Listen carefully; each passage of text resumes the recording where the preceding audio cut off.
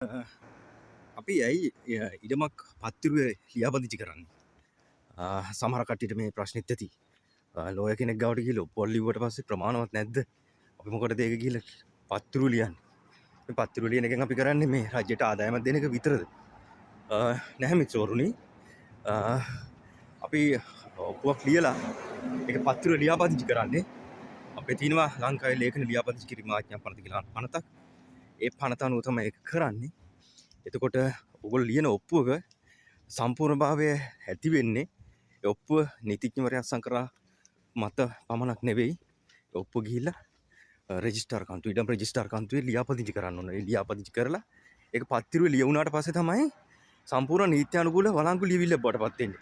ඔප්පුව ලියලා කොච්චර තියන් හිටියත් වැඩක් නැහැ. ඒක ඉඩම් රෙජිස්ටර් කන්තරුවේ ලියාපදිංචි කළා නැත්නම් ඒක වළංගු ඔප්පුවක් විදිහට සලකන්න බෑ. නොතාරිස්වරයක අත්සන් කරපු පමණින් ඒක වළංගු ඔප්පුවක් බවට පත්වන්නේ නැහැ. ඒකින්ද අනිවාර්යයෙන්ම ඉඩම් රෙජිස්ටර් කන්තරුවට ගිහිල්ලා මේක ලියාපදිංචි කරන්න ඕන. එතකොට ඒක සාමාන්‍ය ක්‍රමවේද යටතේ කරන්නත් පුළුවන්.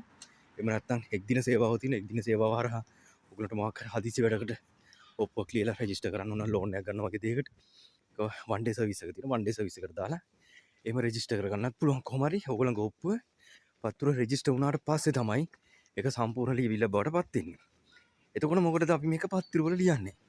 ඒතරෝනේ පත්‍ර වලට ලියන්නේ අපි දැන් හිතන්නකෝ දැන් එකම ඉඩමක් ගැන කියලා අපි මේ කතන්දර යන්නේ. එතකොට ඔයගලගේ ඉඩමේ අපි එක්කෙනෙක්ගේ ඔප්පුවක් තව එක්කෙනෙක්ට ලියනවා කියලා කියන්නේ ඒක ගනුදෙනුවක්. ඒක මුදල් මත වෙන්නත් පුළුවන්. ඒක තෑග්ගක් විදිහට යන්නත් පුළුවන්.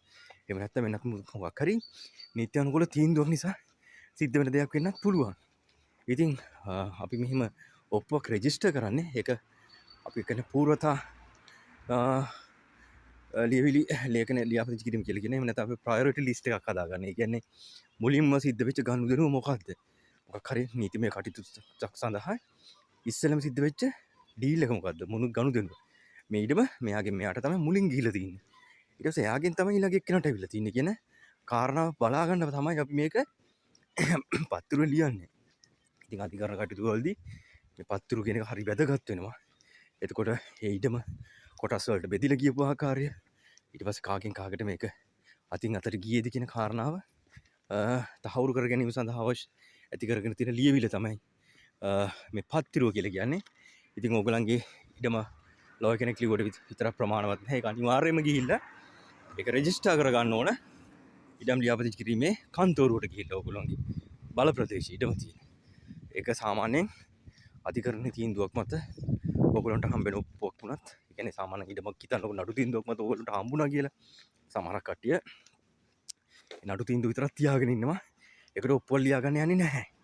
ඉතින් වඩා සුදුසුම දේ තමයි තමන්ට නඩු තීන්දුවකින් ඉඩමක් හම්බුණත් ඒකත් ගිහිල්ලා ඒකට ඔප්පුවක් ලියාගෙන ඒකත් ගිහිල්ලා පත්තිරුවේ ලියාපදිංචි කරගන්න. එතකොට තමන්ගේ නීත්‍යානුකූල භාවය ඔප්පු කරන්න ඕගොල්ලෝ ගාව සාක්ෂි තියෙනවා. ඒකින්ද අනිවාර්යයෙන්ම තමන් නීතිඥ මහත්තයා ගාව ගිහිල්ලා සල්ලි බැඳලා මුද්‍ර ගාස්තු බැඳලා විතරක් බලාගෙන ඉන්න එපා. වැඩේ කරාට පස්සේ ඔප්පු රෙජිස්ටර් වෙලාවද කියන එක නීතිඥ මහත්තයාගෙන් හොයලා බලන්න. සමහරක් වෙලාවට කාලාන්තර තිස්සේ වගේ ඔප්පු තියෙනවා. ඉතින් ඕකේ රජ ඉඩම් වලට අදාළව විශේෂ විධි විධාන කීපයක් තියෙනවා. මේ ඇයිද මේක රෙජිස්ටර් කරගන්න ඕන කියන එක.